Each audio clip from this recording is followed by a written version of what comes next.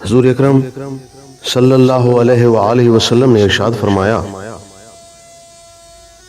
ایک چیز جو دوسری چیز کے ساتھ جمع ہو جائے اور دونوں بہتر ہوں تو وہ علم ہے جب علم کے ساتھ جمع ہو جائے۔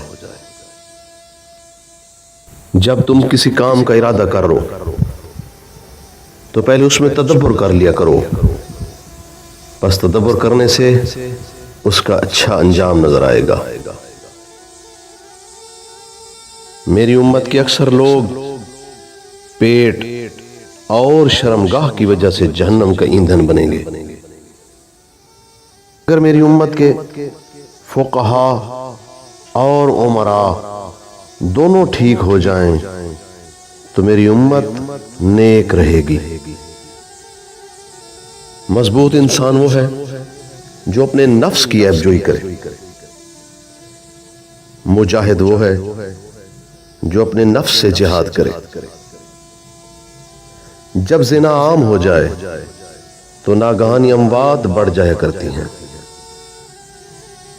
تو والدین کے ساتھ نیکی کر تاکہ تیری اولاد تیرے ساتھ نیکی کرے۔ جو مرد عورتوں کے مشابہ بنتے ہیں یا جو عورتیں مردوں کے مشابہ بنتی ہیں، ان سب پر اللہ کی لعنت ہے۔ زنا کی قدرت رکھنے کے باوجود زنا نہ کرنے والے پر آتش جہنم حرام ہے۔ جو نفس پر گداگری کا دروازہ کھولتا ہے، اللہ اس پر فقر کے 70 دروازے کھول دیتا ہے۔ جو شخص ہاتھ پھیلا کر سوال کرے اس کی گواہی مقبول نہیں ہے۔ ہمیشہ اپنے سے پست حالات لوگوں پہ نگاہ رکھو، اپنے سے اوپر والے طبقہ پہ نگاہ نہ کرو۔ فقراء سے محبت کرو، حق بات کہو خواہ تلخ کیوں نہ ہو۔ صلہ رحمی کرو، لا حول ولا قوت الا باللہ بکثرت پڑھو۔ کسی مسلمان میں بخل اور بد اخلاقی دونوں جمع نہیں ہو سکتے۔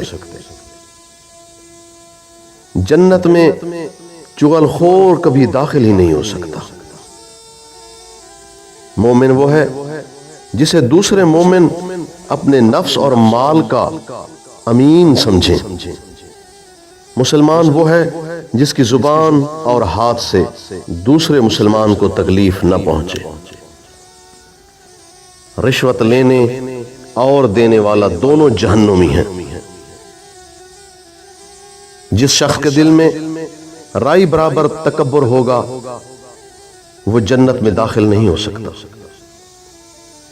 جہنم میں اکثریت تکبر کرنے والوں کی ہوگی۔ جو شخص کسی مسلمان کو دھوکہ دے وہ ہمارا نہیں ہے۔ جو شخص کسی مسلمان سے خیانت کرے وہ ہمارا نہیں ہے۔ جب فحاشی اور بدکاری عام ہو تو طاعون جیسی مہلک مرض پھیل جاتی ہے۔ ناپ تول میں خیانت سے قحط کا عذاب مسلط ہو جاتا ہے۔ زکوٰۃ نہ دی جائے تو باران رحمت روک دی جاتی ہے۔ جب خدا اور رسول کا عہد توڑا جائے تو دشمن مسلط ہو جایا کرتے ہیں۔ جب اللہ کے حکم کے بغیر فیصلے ہوں تو پھوٹ اور اختلاف بڑھ جاتے ہیں۔ جب قطع رحمی ہو تو اشرار کا تسلط ہو جایا کرتا ہے۔ جب امر بالمعروف اور نہی عن المنکر کا فریضہ چھوٹ جائے تو دعا مستجاب نہیں ہوتی۔ زبان دراز، بد کردار اور اکیلا بیٹھ کر کھانے والا بدترین انسان ہے۔ خیانت، جھوٹ اور وعدہ خلافی یہ تینوں منافق کی علامات ہیں۔ بدکار، بے حیا بخیل، متکبر، کینہ ور، حاسد اور سنگ دل مجھ سے دور ہیں۔ فقہا اور اہل تقوی کے پاس بیٹھنا عبادت ہے۔ عالم کا مسائل میں غور و فکر کرنا 70 سال کی عبادت سے افضل ہے۔ جاہلوں میں عالم کی مثال ایسے ہے جیسے مردوں میں زندہ۔ تحصیل علم کے لیے گھر سے نکلنا 40 سال کی عبادت سے افضل ہے۔